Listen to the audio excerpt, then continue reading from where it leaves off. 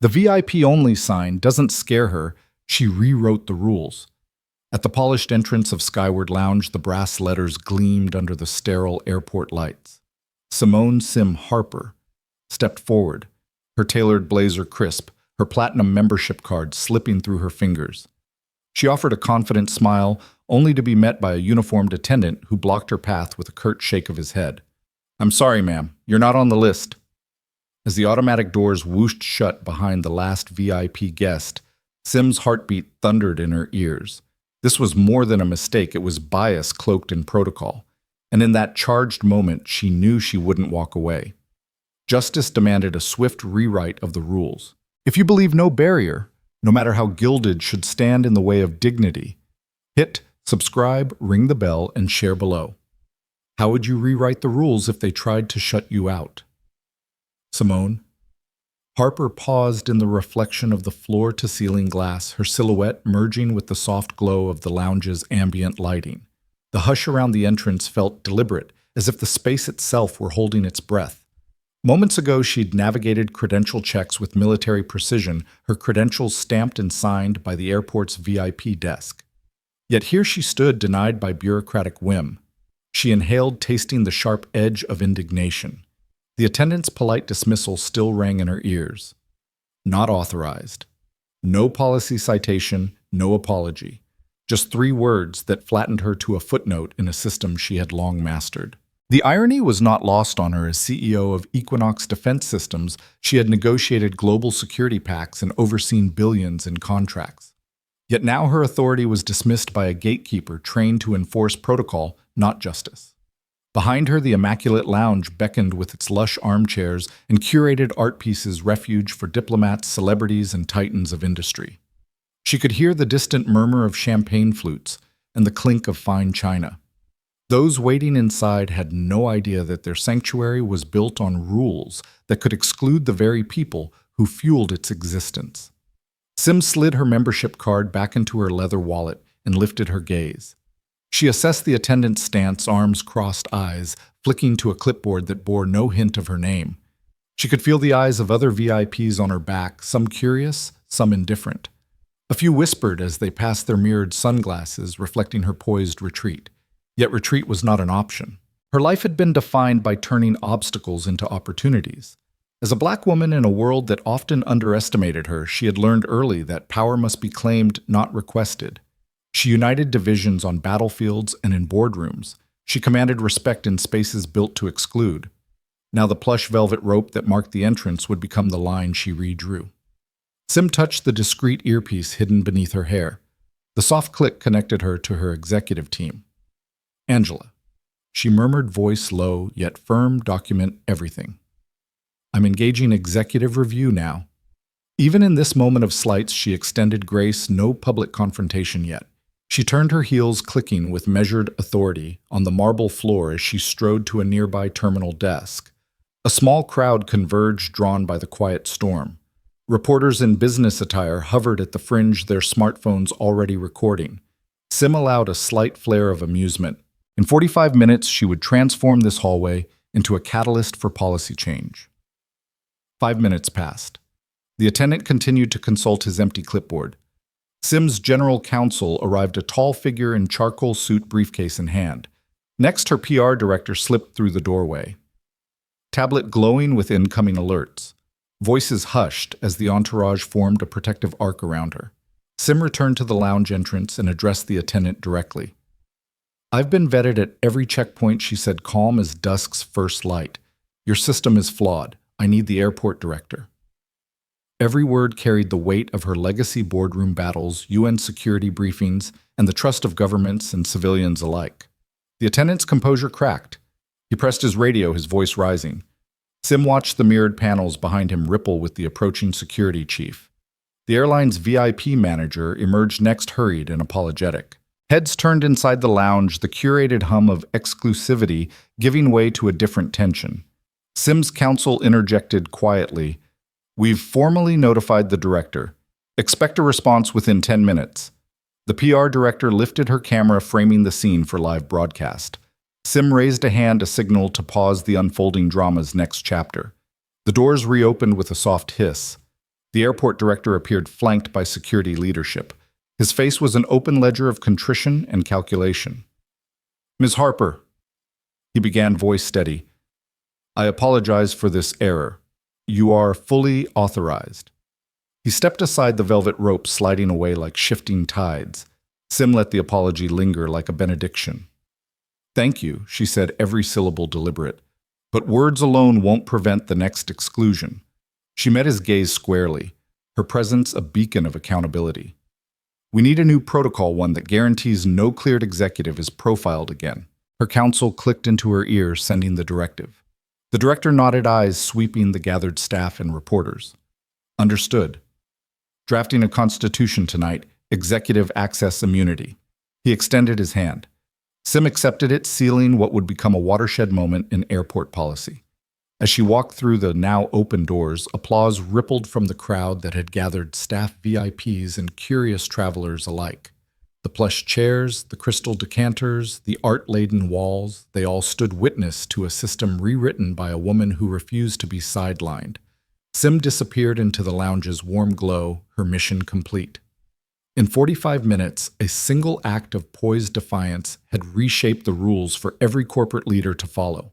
The stage was no longer set for exclusion, but for equity, and in Sim's wake, the velvet rope had lost its power to divide.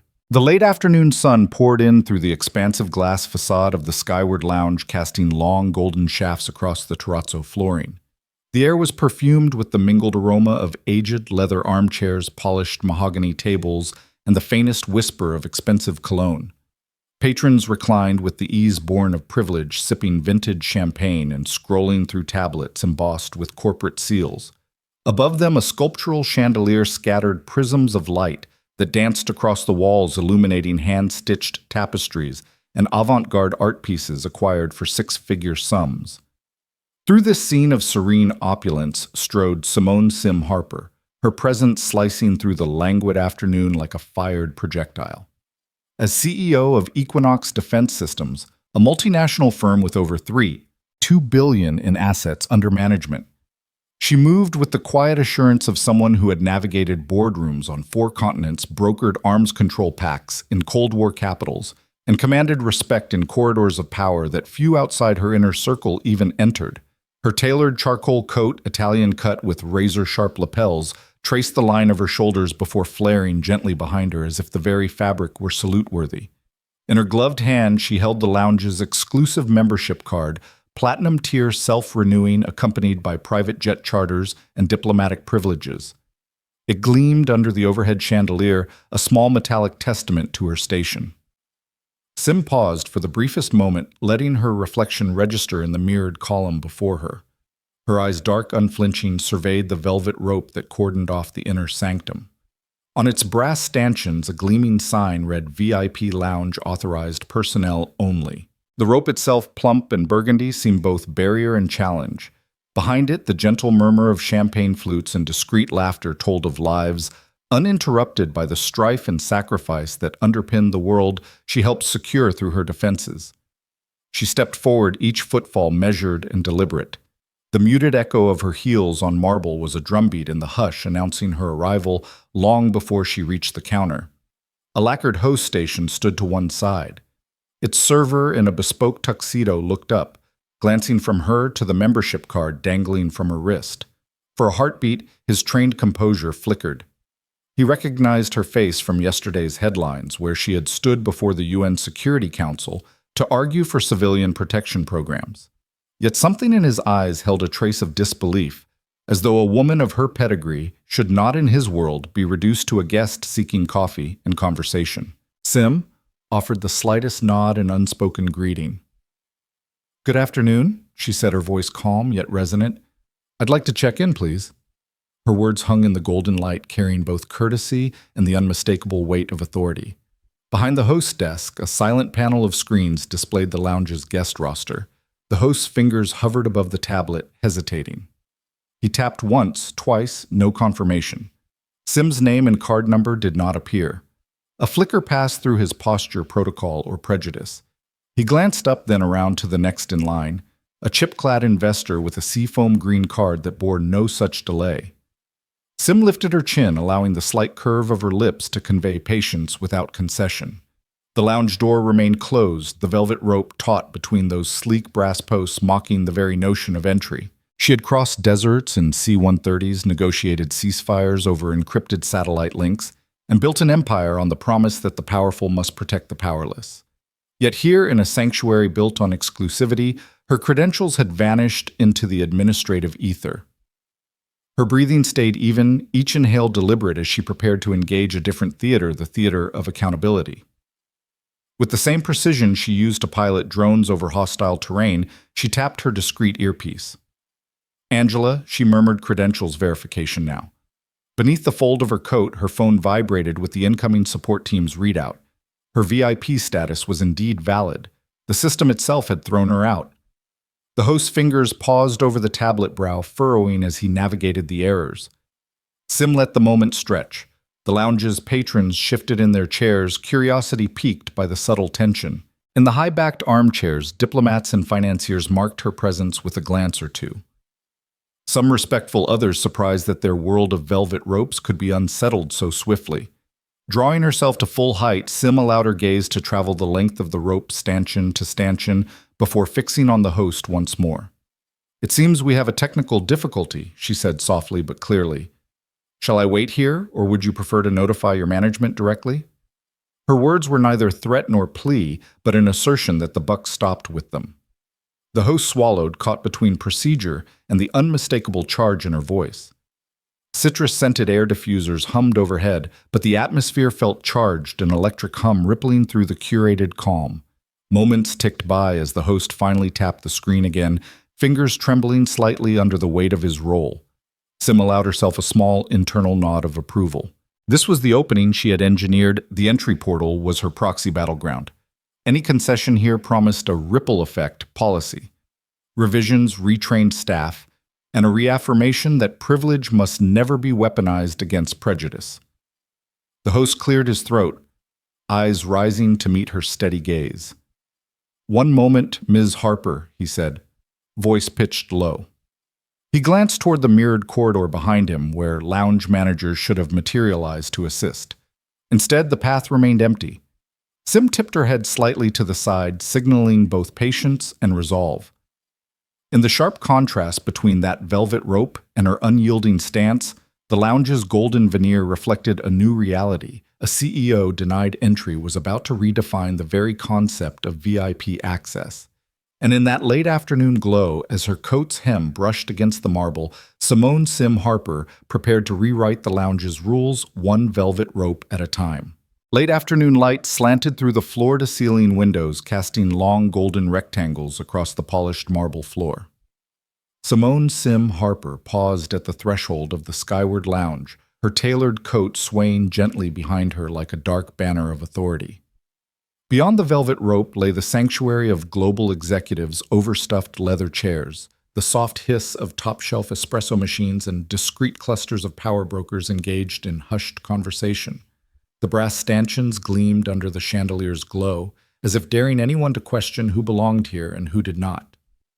Sim stepped forward, the faint click of her heels echoing in the hushed vestibule. She produced her VIP membership card, platinum tier self-renewing, linked directly to her Equinox Defense Systems corporate account. The card caught the light in her grasp, a small arc of silver brilliance that should have opened any door. Instead, it seemed as irrelevant as a bookmark in a closed book. The attendant emerged from behind the counter with military precision, his uniform crisp and immaculate. His smile was polite but rehearsed, his eyes avoiding direct contact. "I'm sorry, ma'am," he said, voice clipped and void of warmth. "This area is restricted." He gestured to the rope, already anticipating her retreat. In that suspended moment, Sim felt the world narrow to the distance between them, a gap bridged by her credentials, yet barricaded by his indifference. Her name, her titles, the billions she managed, all reduced to a restricted area sign and a scripted apology. The hum of distant conversations, the laughter of privileged guests, even the soft jazz drifting through the corridor, all faded away. It was as if the lounge itself had conspired with the attendant to erase her existence, transforming a door into a symbol of exclusion. Her pulse remained steady. Sim's thoughts flashed through boardroom battles and diplomatic negotiations, moments where every word, every gesture had been weighed and measured. Yet this simple interaction threatened to undo decades of earned respect. She remembered the countless times she had been underestimated as the only woman in a meeting full of generals, as the lone black executive at a predominantly white summit. This barrier was nothing new, but today she would not stand aside. She lifted her chin, allowing the soft curves of her profile to betray neither anger nor confusion, only poised determination. "I understand there may be a policy in place," she said, voice calm but resonant enough to carry to the marble walls. "However, my credentials have been verified by your system. I request clarification, or I will need to speak with someone who can authorize my entry." The attendant hesitated, unaccustomed to pushback. His lips pressed into a thin line as he tapped at the tablet mounted on the counter. Behind him, the mirrored panel reflected the standoff like a silent jury. Sim felt the weight of every gaze, guests peeking over their newspapers, staffers pausing mid-task, and security cameras panning as if sensing the shift in energy. In that charged silence, the attendant's screen flickered. Sim's card appeared and disappeared in a glitch of red text. The restricted alert pulsed ominously. Yet beneath the flicker lay an undeniable truth: policy could be rewritten. Procedures could be halted, and the dignity of one CEO could demand accountability. The velvet rope trembled in that moment, no longer an immovable barrier, but a challenge awaiting her next move. Late afternoon light filtered through the lounge's panoramic windows, casting elongated shadows that danced upon the marble floor. Simone Sim Harper stood motionless at the threshold, her gaze steady on the attendant's rigid form. In that hushed corridor where the soft murmur of privileged conversation seeped through the reinforced glass, time seemed to curl in on itself, focusing entirely on the silent drama unfolding. Beneath her composed exterior, her pulse hammered like a wild drum. Each heartbeat echoed the refusal she'd just encountered, a refusal that threatened to unravel every carefully woven thread of her identity. Sim felt the tension coil in her chest, a tension born of decades spent commanding boardrooms and summits of breaking barriers in industries that rarely welcomed a woman's voice, let alone a black woman's voice. Every conquest, every accolade, every late-night briefing in a glass tower somewhere in Geneva flashed through her mind in rapid succession, each memory a stark reminder of the power she wielded and the respect she commanded. She remembered the day the United Nations' highest security advisors had leaned forward to ask her if she could guarantee shelter for civilians in conflict zones, a direct challenge to her prototypes and logistics plans. She had stood before them unwavering and delivered a presentation so precise it had redefined the concept of rapid deploy safety. She had guided generals through mock deployments in her signature calm, authoritative tone, each word weighed with experience earned under mortar fire and diplomatic pressure alike. Her name, Simone Harper, had become synonymous with solution, not surface, within the corridors of power. And yet here, mere steps away from cushioned leather chairs and a curated barista menu, none of that mattered. Sim's reflection shimmered in the attendant's tablet screen, warped and partial like a watermark on her very presence. She studied that reflection, searching for a trace of herself, the CEO who closed billion-dollar deals on calm Thursday afternoons. The Rhodes Scholar who had navigated halls of academia with quiet resolve. The veteran who had coordinated airdrops in hurricane-ravaged cities. All of that was here encoded in her posture, in the curve of her chin, in the unyielding steadiness of her gaze. And yet it was not enough to pierce this barrier. A low hum began to fill Sim's ears, at first so faint she wondered if it was the building's ventilation. But it grew into the roar of an unseen current fueled by indignation that crackled beneath her skin. She could almost hear the staccato of her heart in time with that hum, urging her to act, to reclaim this moment. It was an electric tension palpable in the charged space between her determination and the attendant's protocol. The memory of every slight she had ever endured flickered in that crucible of emotion. Professors questioning her scholarship, investors doubting her proposals, conference hosts redirecting her to the back of the room. Each had been a subtle barb, a dismissive glance, a microaggression cloaked in civility. But those wounds had taught her something invaluable: that power is not given. It is asserted. It is not recognized because of titles or cards, but because one refuses to remain silent in the face of erasure. Sim inhaled, drawing in the cool, conditioned air of the terminal. She let the chills settle her nerves, anchoring her resolve. The attendant's tablet glowed with a soft red alert access. Denied its dull light, a challenge thrown down at her feet. She might have been in velvet and marble, but she was still standing at a battleground.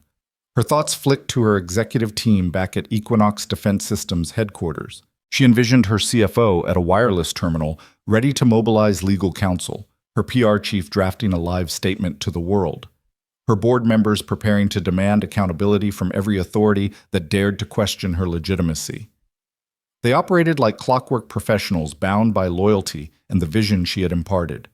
They knew that dignity once denied demanded restitution, and they would move at her command.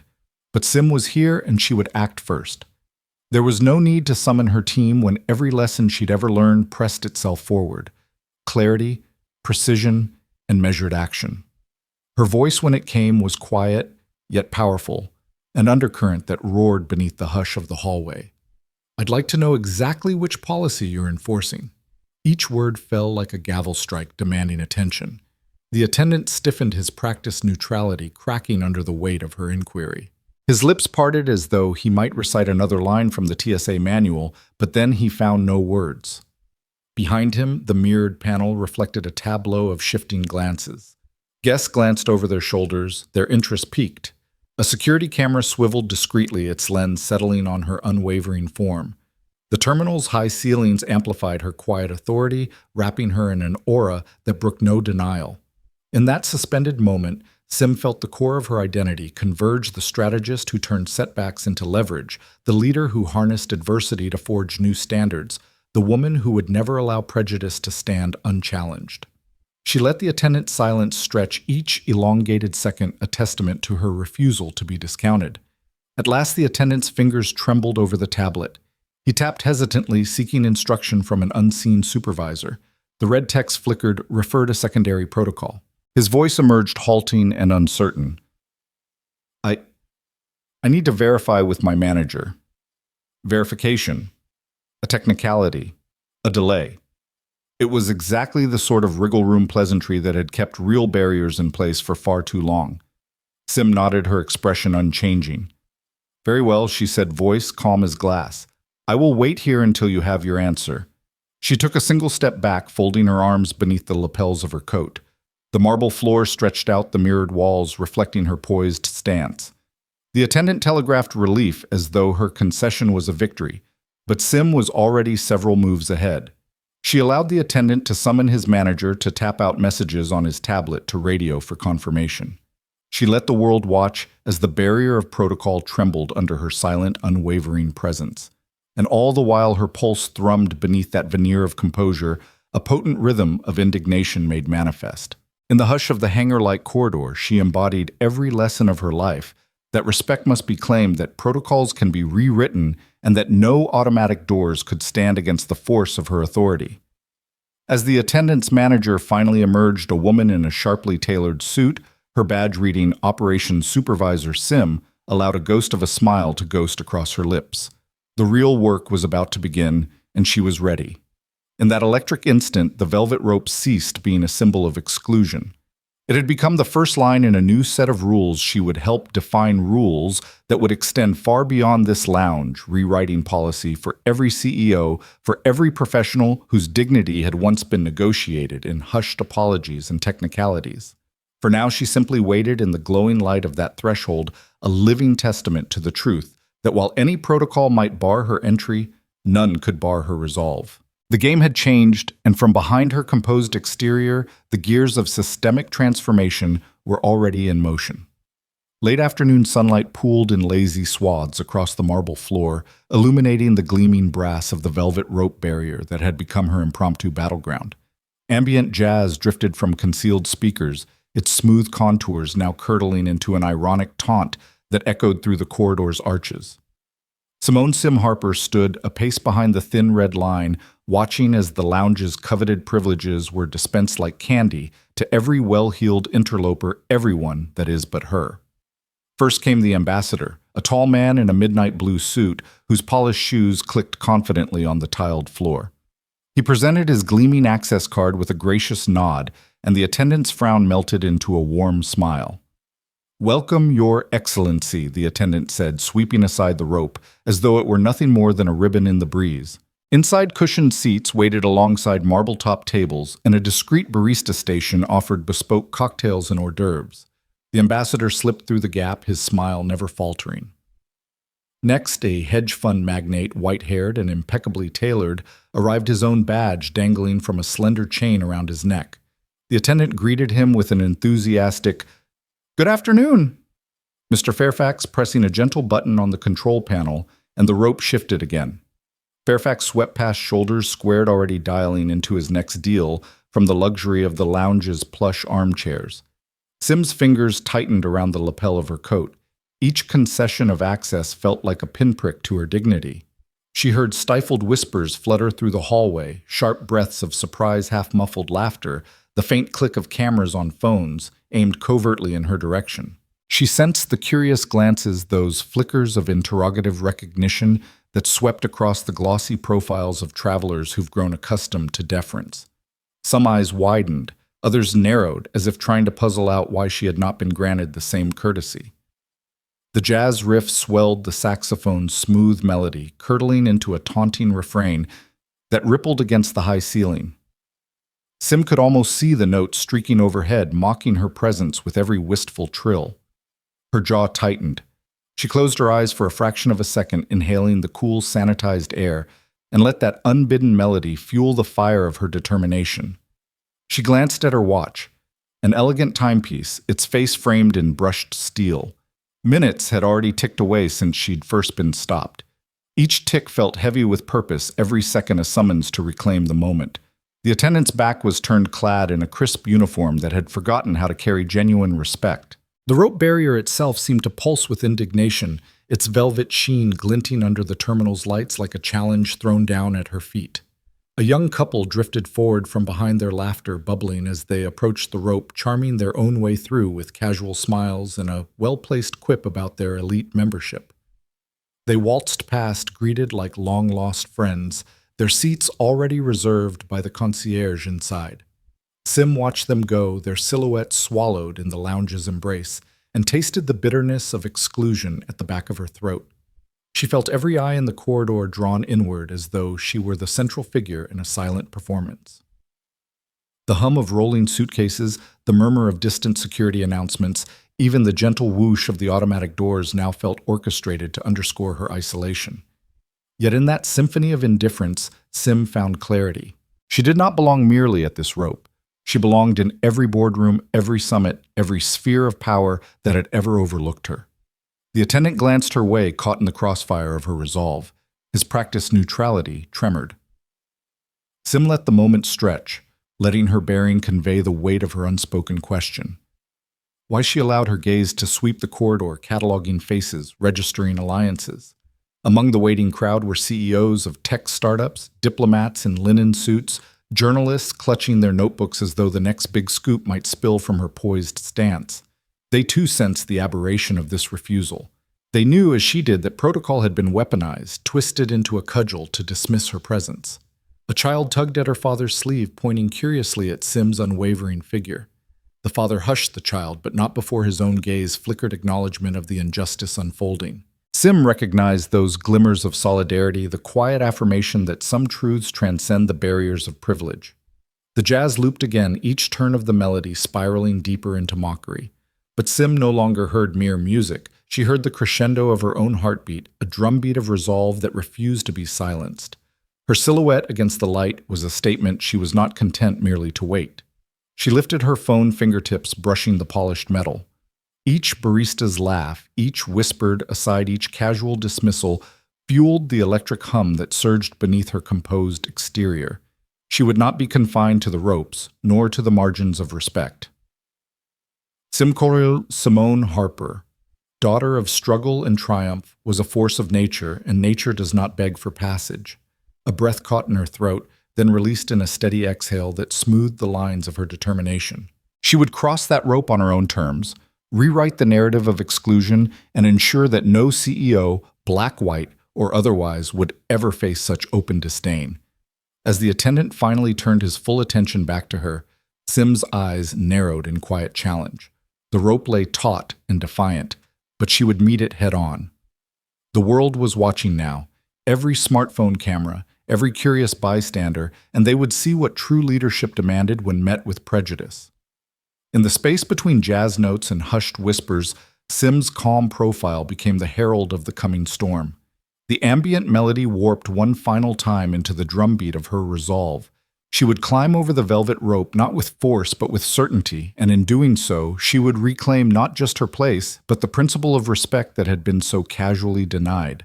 And as she stepped forward, heel clicking on the marble coat flowing behind her, Sim Harper carried with her the promise of upheaval that dignity once questioned would be vindicated not in words but in unstoppable action. Sim Harper's hand hovered at her collarbone as she unclipped the discreet earpiece that had been feeding her updates and legal counsel. Moments ago, she'd signaled her aide to record every second. Now she stood unflinching at the boundary between privilege and prejudice. The attendant, a man whose starched uniform and polished name badge once commanded respect, now seemed vulnerable under her unwavering gaze. She allowed the earpiece to rest in her palm and spoke voice low, but carrying the weight of every boardroom she'd ever led. "Please show me the policy that denies me entry."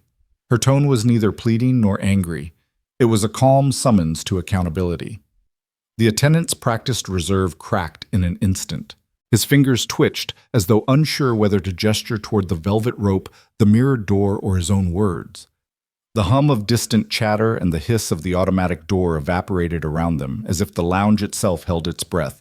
He cleared his throat, reaching for the well-worn script clipped to his belt. "Ma'am, I'm following directives. We're at capacity. Security protocols require we limit access to pre-registered guests only."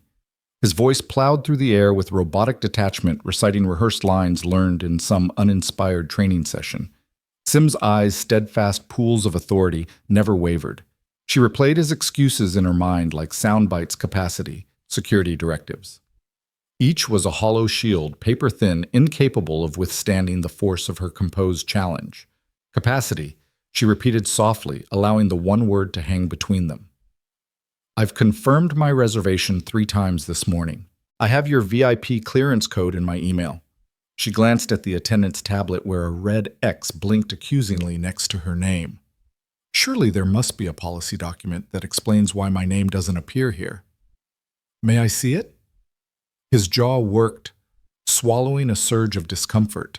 He tapped a few keys on his tablet, his fingers stalling over the screen, then looked up with an apologetic shrug.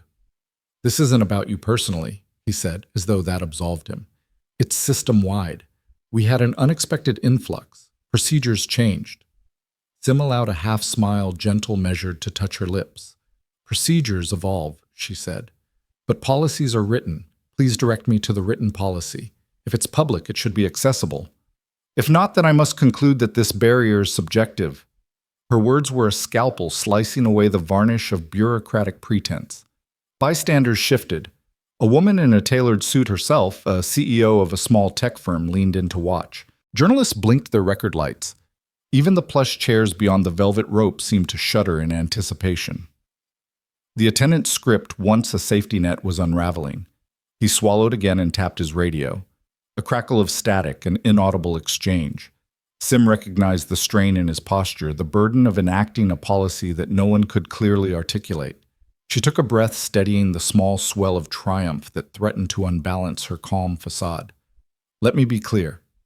She continued, adopting a voiceover tone that could have narrated her own triumphs before Fortune 500 boards. "I'm here to present critical defense systems that safeguard thousands. Yet here I stand treated as though I'm less than the others who walk past this rope. If you cannot produce a written policy, then I must ask for your manager. Now." A flicker of panic passed through the attendant's eyes. He stammered, glancing toward the mirrored pane where his superiors lurked in shadowed offices.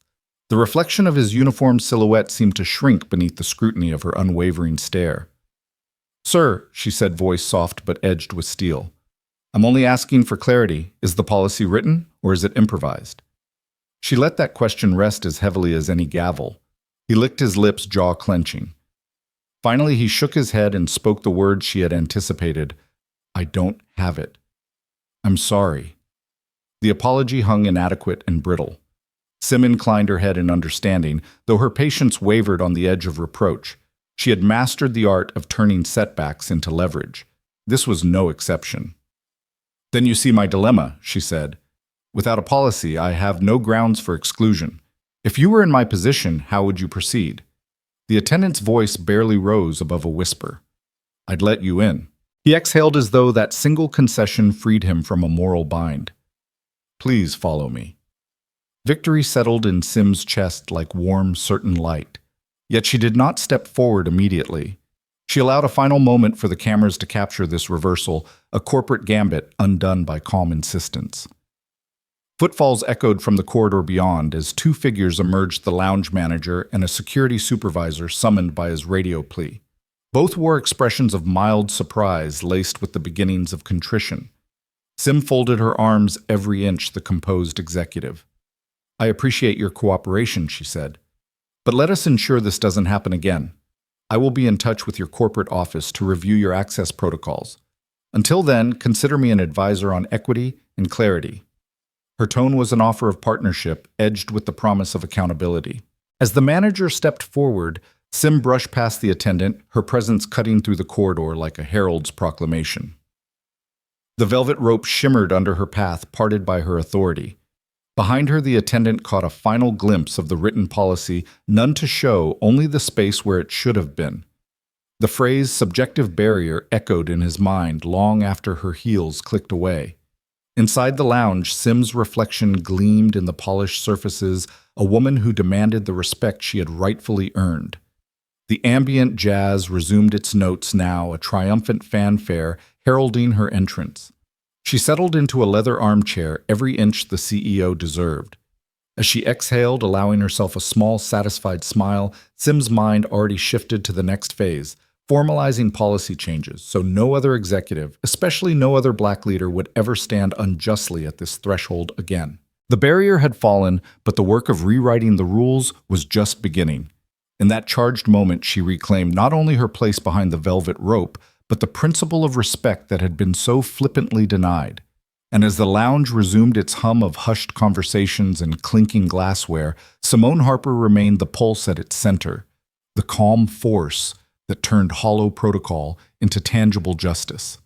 10 minutes have slipped away, each second etched in the polished marble and gleaming brass of the VIP lounge. Simone Sim Harper stands just beyond the velvet rope, the cradle of luxury and exclusivity arcing behind her like a forbidden promise. In that corridor's hush, her phone vibrates once, twice, each pulse a signal of mobilized power. She taps her screen with the calm precision that has steered boardrooms from New York to Dubai. First message: activate executive notice protocol. Notify airport director immediate. With a quiet affirmation, it sails into the secure channel monitored by her chief of staff. Sim's fingers dance again, summoning her legal counsel, review access policy. Prepare notice of non-compliance. The digital commands ripple through invisible networks. Her grace under pressure now morphs into unignorable action. Behind her, the lounge's ambient jazz crackles into silence as her aide intercepts the airport's in-house communications network. The subtle hum of velvet-clad guests wraps around the words "executive access required" scrolling across staff tablets and security monitors. An unspoken edict, the delay in granting her entry is now an official incident requiring resolution at the highest level. At the lounge entrance, the attendant's smile falters as his tablet pings with an urgent alert: VIP access conflict. Sim Harper, boarding authorization, pending director review. His neatly pressed apron feels suddenly constraining. His practiced posture betrays mounting unease. He glances back at the mirrored wall where fellow staffers huddle behind a conference room window, whispering about the incoming directive. 10 minutes ago, Sim had been merely another VIP patron, albeit one commanding a billion-dollar defense firm. Now she has become the epicenter of an unfolding protocol crisis. The attendant taps his radio director. "We have an executive access override request. Please advise." His voice holds that brittle veneer of routine. In reality, it trembles on the edge of panic. Across the lounge, the airport's director of VIP services, a woman in a tailored charcoal suit, pauses mid-espresso pour. Her earpiece crackles. Sim Harper override request requires your approval. She sets the cup down, fingertips brushing the cup's rim, heart speeding. Minutes earlier, she had smiled at Sim's credentials, CEO, Rhodes Scholar, decorated veteran. Now confronted with the override, she feels the weight of both protocol and prejudice. Back in the corridor, Sim closes her eyes for a fraction of a breath, letting the sophistication of her strategy settle. The hush stretches, stretched taut by the invisible threads of authority she has pulled. The lobby's lighting, once warm and inviting, now feels clinical, as though illuminating the scene of an impending reckoning. Her chief of staff, Malik, appears at her shoulder, tablet in hand. Director's office acknowledges notification. He whispers, voice low enough that only Sim can hear. They're reviewing the override. Legal is prepping the access compliance memo. Malik's eyes flick to Sim's, steady, confident. He's the conductor behind the scenes, orchestrating each move in this high-stakes overture. Sim nods ever so slightly, returning her focus to the attendant whose fingers hover over the tablet's screen. He hesitates, thumb poised above the grant access button. The digital glow reflects in his wide eyes, an electric mix of alarm and relief. Every staffer within earshot senses the shift. This is no longer a matter of capacity. It's a test of principle, underlined by protocol. Moments later, the director emerges from the mirrored corridor, urgency in her stride. Her voice, though softly delivered, carries the full weight of executive authority. Ms. Harper, she says, carefully enunciating every syllable, we apologize for the inconvenience. Your override has been approved. She taps the attendant's tablet. Please grant her immediate access. Sim inclines her head in acknowledgement. No triumph in her expression, but a serene assertion of her right to proceed. The attendant clears his throat, swipes the screen, and the velvet rope parts like a red sea. The hush in the lounge lifts as muted gasps ripple through the seated elite. Yet Sim does not step forward immediately. She allows the cameras hidden in the ceiling and the smartphones discreetly aimed to capture this vindication. She absorbs the moment, every second of delay, every flicker of doubt, every surge of triumph now codified in digital records and onlookers' minds. Finally, she steps across the threshold into the lounge's plush sanctuary. The attendant offers a curt nod. The director's shoulders relax in a silent sigh of relief.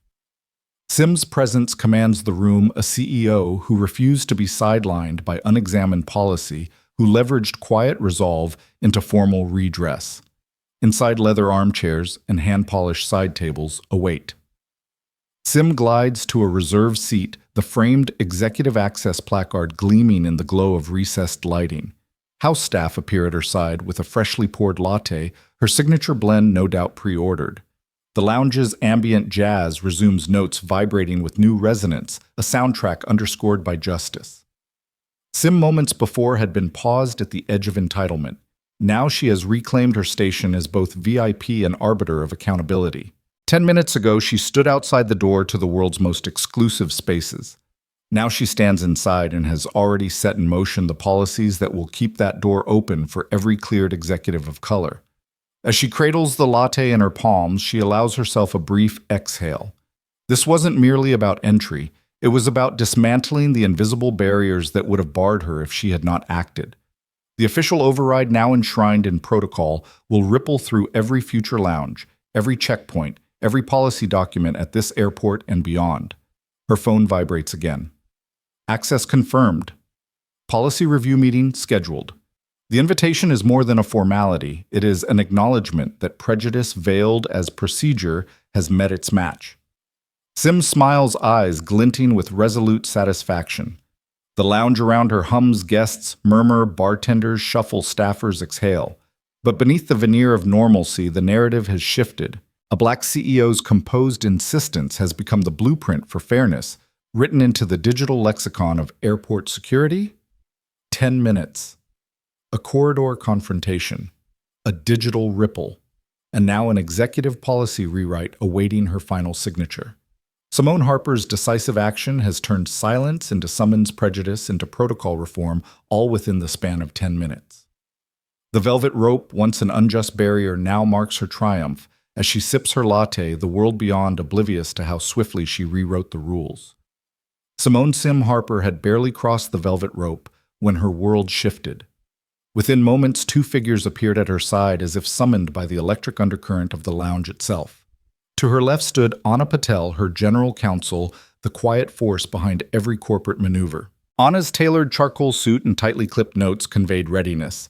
Her eyes flicked from Sim to the attendant, calculating the legal implications of every word exchanged.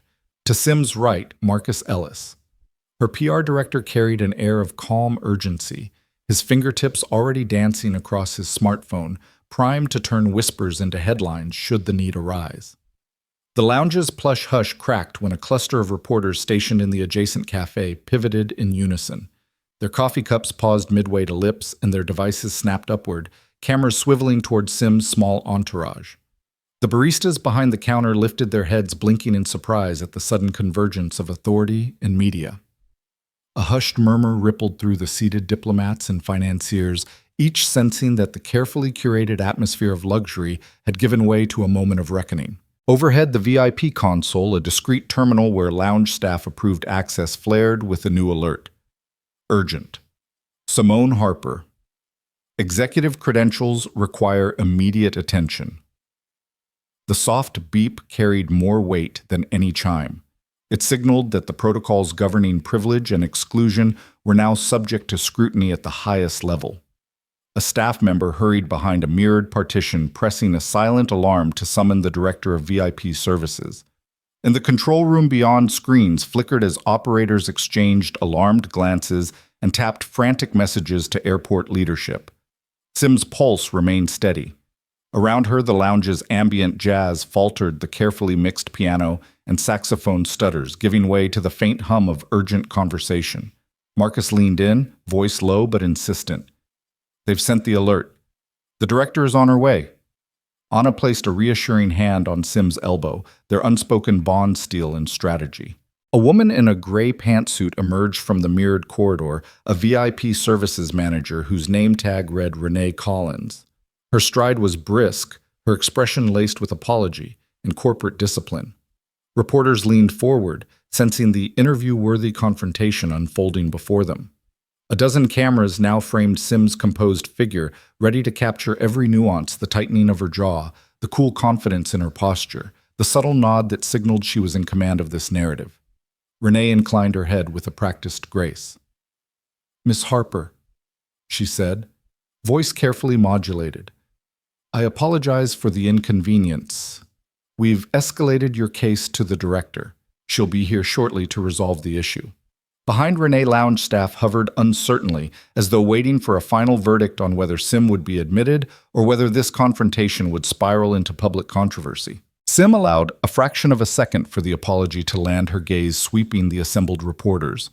She knew headlines would read "Black CEO barred from VIP lounge."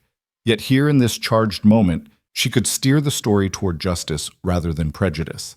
She offered Renee a measured nod. "Thank you," she said, voice calm yet carrying the weight of authority. "I look forward to a prompt resolution." As the director's footsteps echoed in the hall, Sim's allies moved into position. Anna stepped slightly forward, briefing Renee on the legal nuances, reminding her that discriminatory enforcement of VIP access could trigger an internal investigation and regulatory review. Marcus tapped out a quick update to their media list: Simone Harper, VIP access under review, awaiting director's decision, priming social feeds for real-time coverage. The reporters' eyes glittered with anticipation. They were witnessing the moment when corporate justice and public accountability intertwined. In the silence that followed, Sim closed her eyes briefly, centering herself. The velvet rope now framed her genuine station, not merely a guest, but a catalyst for change. As the director rounded the corner, prepared to deliver the final word, she would find that Sim Harper was more than a name on a VIP roster. She was the embodiment of power, reclaimed a leader who would not be deferred or diminished, and whose allies had already secured her position within the lounge and beyond. The mirrored walls of the VIP lounge corridor reflected the sudden surge of authority converging on that narrow threshold. Simone Sim Harper stood at the center of the gathering storm, her heels planted firmly on the polished marble floor. Behind her, Anna Patel, her general counsel, hovered with a tablet open to the relevant statutes on discrimination. To her side, Marcus Ellis, PR director, recorded the unfolding drama on live stream, ensuring that no twist of fate here would slip unseen by the wider world. Moments earlier, Sim had tapped out the decisive command on her phone, lock all executive access cards until new non-discrimination policy enacted. Within seconds, security kiosks across the terminal had flickered their green lights, extinguishing in a cascade of digital compliance. The velvet ropes that once cordoned off this enclave of privilege snapped open and fell to the floor like discarded proclamations of exclusion. Now the airport director himself, Victor Lang, a career aviation executive known for his unflappable demeanor, strode toward her. Flanked by two imposing security chiefs whose earpieces crackled with incoming directives, his crisp navy suit seemed swallowed by the gravity of the moment. His normally composed features were tense under the fluorescent lights, as if wrestling with the weight of his own institution's failings. Lang raised a hand, signaling his team to pause. Attendance officers, clerks, and baristas turned concierge staff froze in mid-motion, their expressions shifting from confusion to awe as they realized who commanded the floor. Cameras from smartphones and embedded news crews trained their lenses on Sim Harper's unyielding silhouette, the tableau punctuated by the hum of shocked gasps and the scratch of pens on notepads. Clearing his throat, Victor Lang spoke, voice measured but edged with urgency. "Ms. Harper." He began each syllable, carrying the insistence of a gavel's knock on behalf of this terminal's senior management. "I acknowledge your concern and the broader issue of ensuring equal treatment. Effective immediately, all executive access cards will be suspended pending the drafting and adoption of a robust non-discrimination policy applicable to every badge holder."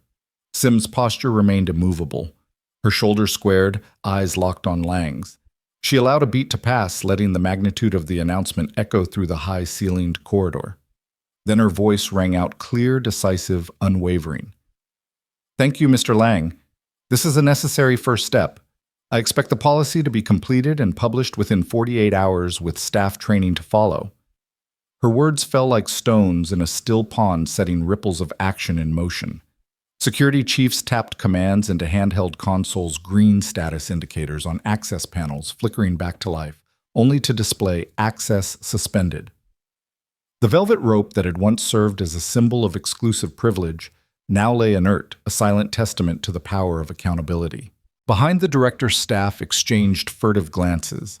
A young attendant swept the fallen rope aside, stepping over it as though crossing a threshold into a new era of inclusivity. Another clerk approached her console, fingers flying over a touchscreen to confirm that no executive badge, regardless of rank or contract value, would grant entry until the new policy took effect. In the cafe adjoining the lounge, reporters erupted into rapid-fire questions, their microphones thrust forward like stakes in the ground. Marcus leaned in, capturing every reaction: astonishment, relief, even admiration. The moment was cinematic, a Black CEO barred from privilege moments before, now rewriting the rules in real time. Lang raised his hand again, restoring a semblance of order. "We will convene the policy committee immediately," he said, his voice carrying the promise of concrete action. "A draft non-discrimination policy will be circulated for executive review by tomorrow morning. In parallel, diversity and inclusion training will be scheduled for all staff next week. I commit our full resources to ensuring this terminal, and by extension our entire airport network, upholds the dignity of every traveler."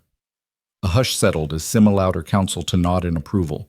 Then with a subtle tilt of her chin, she acknowledged the director's pledge. "I appreciate your commitment," she replied softly. "Let this moment stand as proof that dignity cannot be deferred." As she stepped forward to reclaim her place inside the lounge, the air seemed to shift. Staff once complicit in her exclusion now parted with respectful bows. Other VIPs, ambassadors, hedge fund managers, visiting dignitaries paused in mid-sip, their expressions a mix of chagrin and newfound respect. Many secreted their own access cards as though uncertain whether the old rules still applied. Anna slipped into step beside Sim, whispering a brief affirmation. "Legal has the draft ready. We'll review tonight." Marcus clicked off his live stream, the uploaded footage already trending under hashtags like #access denied no more and #Sim Harper effect. Beyond the velvet ropes, the sprawling tarmac glittered under the sun, as planes taxied in for departure. But in that narrow corridor, a different kind of takeoff had occurred, one fueled by principle rather than jet fuel by justice rather than privilege. Simone Harper, once the symbol of protocol's failure, had rewritten the script, ensuring that no executive, black, white, or otherwise, would again find themselves a victim of discrimination behind that brass sign. The director, still standing amid his security chiefs, watched Sim stride past. A subtle nod passed between them, a gesture that recognized both her authority and the institutional reform she had catalyzed. The moment's triumph shimmered in Victor Lang's eyes, an acknowledgement that true leadership sometimes arrives unannounced, demanding that we cast aside old hierarchies and embrace fairness as the new standard. As Simone Harper vanished beyond the lounge threshold, her allies followed. The corridor fell silent once more, save for the gentle hum of returning jazz and the soft click of access panels reorganizing themselves for a more equitable future. And somewhere in the distance, a distant announcement sounded, "Attention all passengers. Please be advised that executive lounge access is currently suspended for policy review. We apologize for any inconvenience." The announcement's formality belied the revolution it heralded. For in those 15 heartbeats of an executive standoff, a CEO's resolve had dismantled exclusion and erected a framework for dignity, ensuring that from now on the brass sign would no longer mock but welcome every traveler equally. A hush descended over the plush velvet chairs and glass-topped tables of the VIP lounge, a sudden calm following the electric charge of Simone Harper's decree. The soft strains of ambient jazz faded into nearly imperceptible background hum as every eye turned to the airport director's console. Smartphones and tablets were raised in unison, their screens framing the moment for a global audience. This was the instant when an institution bowed to principle. Victor Lang, the airport director, remained poised at the threshold, flanked by his security chiefs. His tailored navy suit bore the weight of the decision he had just endorsed. He took a measured breath and tapped a few commands into the touchscreen before him, the glow illuminating his focused expression. Across the console, a fresh document appeared, line by line, drafted in real time by his administrative aide. All VIP access privileges are suspended until a comprehensive written justification is provided for any denial of entry. Effective immediately, every executive credential will be reviewed and approved under newly established equity guidelines. Each phrase materialized on the screen with a deliberate click, as though hammered out by a judge's gavel. The audience ambassadors in silk scarves, hedge fund managers idly adjusting cufflinks, startup founders peering from behind designer sunglasses, watched the text scroll by their usual preoccupations, forgotten in the glow of institutional accountability. Simone Harper stood at the center of this tableau, her posture regal yet approachable. The corners of her lips softened slightly as she observed the policy materialize before her. She could see the astonishment in the faces around her faces that just moments ago had formed a wall between her and the lounge's refuge. Now that wall lay in text dismantled by the authority of her conviction. A murmur rippled through the assembled guests. Phones clicked, capturing the memo's final sentence. Any future denial of VIP access must be accompanied by a written explanation subject to review by the Airport Equity Commission. The last words hovered like a promise, a guarantee that the brass VIP-only sign would no longer obscure the dignity of any badge holder. Victor Lang pressed the publish icon. The document's header, which had read Draft Number 7 moments before, now updated to Policy 1.0 Non-discrimination in VIP access. He stepped back, lifting his chin in a subtle salute to Simone Harper's unwavering presence. "This policy is effective immediately," he announced, voice steady and clear. "We will reconvene tomorrow to finalize training modules for our staff, ensuring these standards are upheld without exception." A ripple of relief swept the lounge. The attendant who had first barred Simone lowered his gaze, stepping forward to facilitate immediate reinstatement of her access. He retrieved her executive card, once deactivated by the digital cascade, and tapped it against his console. The panel's LED ring glowed green, granting her the privileges she had always earned. He bowed his head, offering a quiet apology more meaningful than any rehearsed statement. Simone inclined her head in gracious acknowledgement. She allowed a small nod to the staff, signaling that the moment of tension was over, that the pathway was once again open, but under a new paradigm of respect. The velvet rope which had kissed the floor when access was suspended was draped back into place. Yet it no longer stood as a barrier. Rather, it hung poised as a guardrail for equitable treatment. Around her, aides and officials began to move. Administrative assistants printed copies of the new policy to distribute at every entrance. Trainers paged through slides on unconscious bias. Security chiefs conferred in hushed tones, eager to align next week's briefings with the equity guidelines. The entire lounge buzzed with the hum of coordinated action, a testament to the swift translation of principle into practice. Victor Lang caught Simone's eye across the polished marble floor. In that glance, they shared the recognition of what had just transpired. A single act of resolve had rewritten the rules for an entire system. No longer would discrimination hide behind protocols that bore no objective rationale. From now on, every denied entry would demand justification, transparency, and a review that protected dignity as fiercely as security.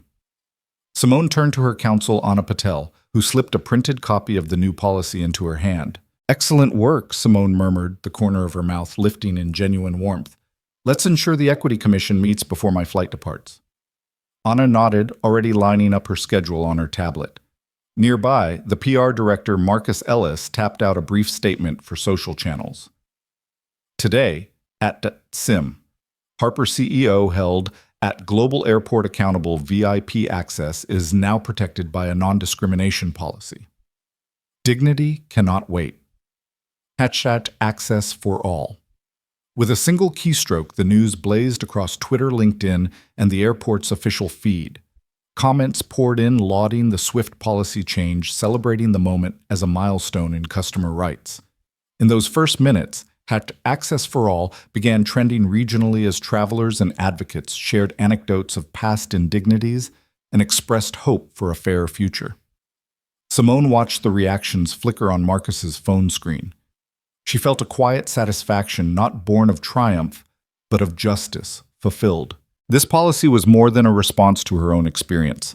It was a shield for every executive, every traveler who might otherwise face arbitrary exclusion. The airport director called over his shoulder, "Ms. Harper, your access card is active. Please enjoy the lounge at your leisure." His voice held a note of respect that had not been there before, a recognition that authority could be wielded responsibly when guided by equity. Simone met his gaze, offering a final nod of acknowledgement. She stepped past the rope and into the lounge proper, the richness of plush seating and amber lighting welcoming her. Yet in her mind, the real victory lay in the corridor, the crucible where discrimination had been confronted and a policy reborn. As she settled into a leather chair and raised her updated access card to the lounge's host console, Simone allowed herself a moment to breathe deeply. Her reflection shimmered in the polished stone tabletop. A Black CEO who refused to be sidelined, who turned a personal slight into systemic reform within the span of 10 minutes and one resolute demand. All around her staff resumed their duties under the new guidelines. No longer would they glance past names or judge by appearance. The new policy ensured that every badge, regardless of its bearer's background, would carry the same promise: equal entry, equal respect, equal dignity. Simone tapped her phone one last time, instructing her assistant to prepare her onward travel plans. Her flight would depart in 30 minutes, plenty of time to savor a cup of coffee in a lounge where VIP now meant valued, included, protected. The director's voice announced a final call over the intercom, but Simone barely heard it. She sat back, letting the transformation of that corridor echo in her thoughts. In the span of a few heartbeats, the shimmer of brass signage had given way to the solidity of a new standard. And in that shift, every traveler gained a promise that no door would ever close without cause, and that dignity once denied could be codified in policy and practice alike. Her coffee arrived a rich, velvety espresso, its aroma mingling with the subtle scents of lavender-scented pillows and polished wood. She lifted the cup to her lips, the warmth spreading through her senses. The sip was a quiet celebration, a nod to the principle that propelled her forward: justice, when demanded with resolve, could be realized within moments, and its effects could linger far beyond any single lounge or terminal. And so as Simone Sim Harper settled into the ambient glow, she savored the knowledge that her stand had reshaped the rules of the road, ensuring that from this day on, VIP only would serve not as a shield of exclusion, but as a gateway to equitable treatment for all who held the courage to claim it. Word of the new policy coursed through the airport like an electrical pulse. The overhead screens shifted from flight arrivals to the bold headline, VIP Access Protocol under revision. No more unexplained denials. Beneath it, a concise notice directed passengers requiring VIP privileges to consult the newly unveiled equity guidelines. Travelers paused in their tracks. Business people clutching briefcases, families wheeling strollers, cargo hauling road warriors, rifling through boarding passes, all exchanging respectful glances as if acknowledging a collective shift in the air. Simone Harper walked toward the now open doors of the VIP lounge with a measured grace. Each step echoed softly against the polished marble floor, her stilettos clicking a steady rhythm of triumph. As she passed groups of onlookers, some nodding in admiration, others offering murmured, "Well done, S," she allowed a small, genuine smile to bloom. The lounge's threshold no longer felt like an intimidating barrier, but a symbol of a system corrected. Inside the plush seating arrangements, rich leather armchairs and velvet settees waited in silent invitation. The subdued glow of lamp fixtures cast warm pools of light onto side tables, each topped with the day's financial newspapers and gourmet snack selections. Even the scent of freshly brewed coffee, once a mere backdrop, now felt infused with affirmation. Sim sank into the deepest chair, folding her impeccably tailored coat over her lap, as though overlaying the lounge itself with her legacy of justice. Behind her, attendants recalibrated the VIP console, ensuring that every name in their database would now pass through unobstructed. A new employee. The first wave of staff trained on the revised equity guidelines consulted a tab on her tablet that displayed a checklist of policy points.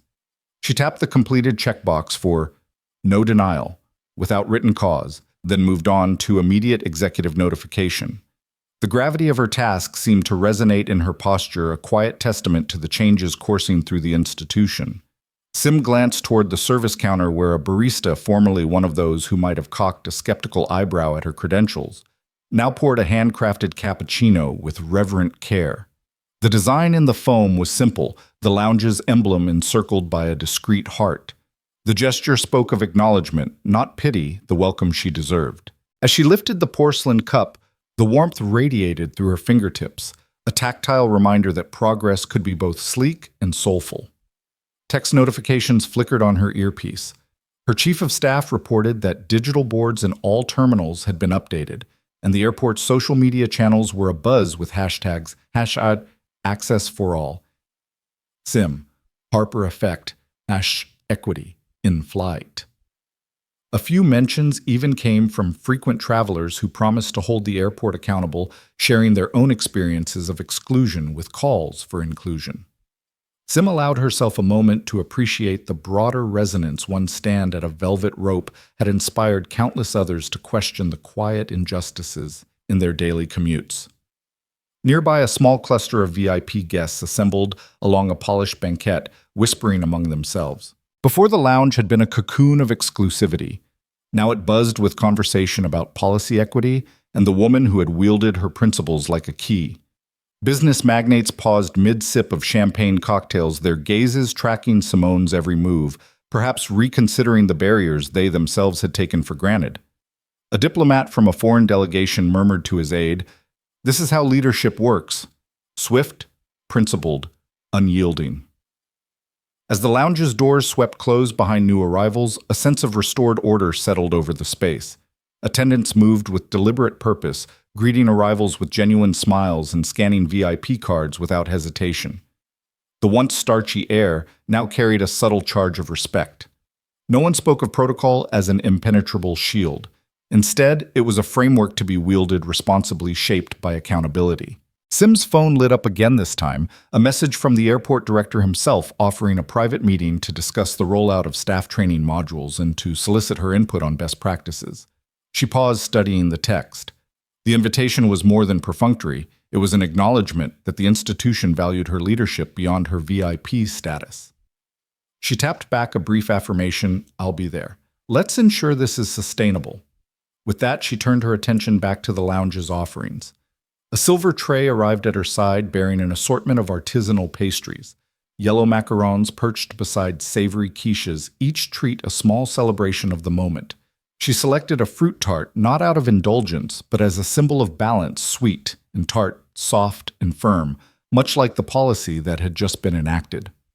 Across the lounge, a young entrepreneur settled into the seat Sim had vacated moments before. He flicked through the airport's business news channel on the embedded touchscreen in his armrest, eyes widening at the breaking story. He tapped his business partner, sending a screen grab with the note. "Looks like Sim Harper just changed airport policy in 10 minutes. Imagine what she could do for our venture." The quick exchange underlined the magnitude of her action. It rippled outward, inspiring even those she never directly addressed. In a corner office overlooking the terminal, the airport's equity commission convened via video call. The room was lined with plaques and framed commendations, testaments to decades of operational excellence. Now its inaugural meeting focused on procedural transparency, unconscious bias training, and quarterly audits. The commission's chair, a seasoned logistics director, leaned forward, fingers steepled. "We owe this to every traveler," he said, the others nodding in somber agreement. "Let's make sure this is more than a headline. It's our new standard." Back in the lounge, Sim finished her espresso, her thoughts already shifting to the next horizon. She reflected on the boardrooms where she had navigated complex negotiations, on the field deployments where her shelters protected civilians. Each challenge had shaped her resolve. This one, fought in public view, revealed the power of swift, principled leadership. As she stood, she felt the familiar pulse of purpose. There were still inequities to address, still systems to refine, still voices unheard. A final glance toward the brass VIP-only sign showed it unchanged, but its power had faded. It was now a relic of a moment remembered not for who it excluded, but for who had rewritten its power. Simone Harper walked from the lounge into the terminal's throng, her stride reclaiming the space she had not only earned, but redefined for all. Passengers ahead parted, offering calies of respect rather than suspicion. She passed a family, waiting at the departure gate, their young daughter wearing a backpack emblazoned with a smile. They looked at her as if recognizing more than a CEO, a protector of dignity in even the smallest of interactions. Simone nodded, a small, genuine acknowledgement of shared humanity. Her boarding announcement chimed over the loudspeaker, interrupting the buzz of conversations. Boarding now commenced for Flight 427 to London. In her earpiece, her assistant confirmed that her seat was secured, her itinerary on track. As she strolled down the jet bridge up the steps to the aircraft door, she carried with her a palpable sense of vindication, not only for herself, but for every traveler who would never again face unexplained barriers. The cabin lights welcomed her into first class, but her mind remained on the terminal she left behind. In those moments, the lounge had become an epicenter of change, a crucible where discrimination had met its match. Now, as the door closed and the engine spooled to life, Simone knew the echoes of that afternoon would reverberate far beyond the airport's walls. Dignity, she realized, was not a privilege, it was a right. And the standards that protect it must be written not in stone, but in the swift actions of those who refuse to accept anything less than respect. With that conviction burning bright, Simone Harper settled into her seat, ready to continue her journey both in miles and in mission, knowing that the world she shaped would be more just for her stance, one terminal at a time. Night descended over the airport, its vast windows reflecting the city lights beyond. In conference rooms and news desks across the globe, Simone Sim Harper's feet became the axis around which conversations turned. On CNBC, a panel of travel experts dissected the afternoon's events under the Chiron Simone Harper effect, from exclusion to equity. Scrolls on Bloomberg terminals flashed bulletins, VIP access overhaul, announced after CEO's stand.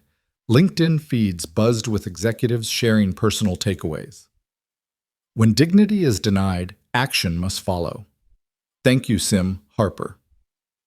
In regulatory halls in Washington, D.C., aides filed memos urging TSA oversight committees to study the swift policy revision as a model for other agencies.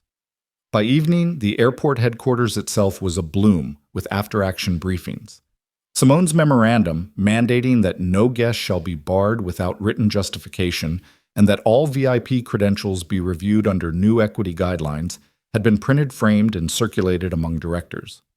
A dedicated equity and access email address was already live, inviting travelers to report any mistreatment and ensuring the airport's new standard would be maintained in practice, not just in principle. Security chiefs pored over the lounge's keycard logs, auditing each past denial for potential bias. IT teams began coding alerts that would flag any manual override of VIP credentials, routing them to an oversight dashboard. It was systemic change moving at electronic speed. In boardrooms from London to Tokyo, CEOs and HR chiefs tuned in to video updates. Diversity officers bookmarked the airport's policy language as a template. At Equinox Defense Systems, Simone's own company, chairs in the executive suite tilted forward as she convened a video call with branch managers from 5 continents. Today's victory at the lounge is more than personal, she said, her voice calm but resolute. It's a blueprint for respect in every space we occupy. We will implement parallel equity protocols in all our facilities, factories, field offices, remote shelters. No one on our team will ever be sidelined by prejudice masked as policy. Meanwhile, trade publications celebrated the moment as the There Need Belki's Coastal of Civil Rights and Corporate Travel, with feature articles titled When One CEO Unlocks a System and the Velvet Rope that Called for Justice. The airport's newly appointed equity officer, a former civil rights attorney, prepared remarks for an impending aviation symposium, the Harper Doctrine, embedding dignity into access controls. Airlines took notice. United's loyalty program team drafted proposals to ensure that their million-miler elites would receive a clear-the-line guarantee, while Delta's Parental Access Task Force initiated a review of family boarding priorities under the same principle of non-discrimination. Sim's decisive stand even captured the attention of lawmakers.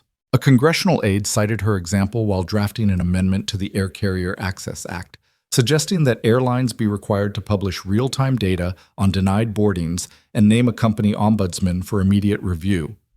A senator from Michigan tweeted, "Today, Simone Harper reminded us all that dignity is a right, not a privilege. Let's legislate for equity at 30,000 feet." The tweet went viral, retweeted by thousands, including a handful of airline CEOs, marking it with curt acknowledgments and emojis of applause. Back at the airport, the original attendant who had blocked Sim's entry found himself part of the retraining cohort. He sat in a conference room the following afternoon, bound into a blended workshop on implicit bias and procedural justice.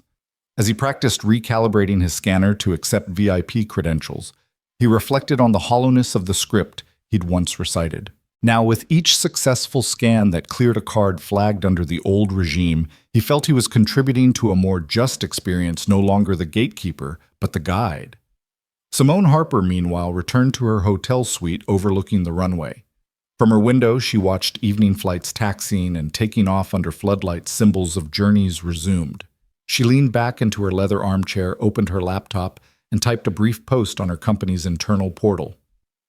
Today we learned that when someone with privilege stands quietly at the edge of exclusion, they can force a system to see its own reflection. Let's carry this lesson forward in our offices, in our boardrooms, and in all the communities we serve. Almost immediately, replies poured in, colleagues pledging local equity audits, partners offering to share best practices, and employees thanking her for expanding their vision of leadership. In taxiing toward her flight's takeoff gate, Sim reflected on the endurance required for lasting change. The lounge's brass sign, once a barrier, now gleamed as a testament to accountability. Yet the true victory lay not in the moment's headlines, but in the policies and culture that would follow. As the cockpit door closed, she whispered to herself, "Dignity is non-negotiable." Soon the engines roared, the jet surged forward, and the city's lights blurred into a river of stars beneath. In that ascent, Sim Harper envisioned the horizon of equity, expanding boarding passes, scanned smoothly, privileges honored without question, and every traveler, regardless of background, knowing that access and dignity rise together. And thus, from a simple barrier at a velvet rope, emerged a new standard, one forged in the crucible of composure, conviction, and catalytic action. The VIP-only sign no longer mocked. It stood as a symbol of what respect can demand and what a single resolute leader can deliver in less than an hour.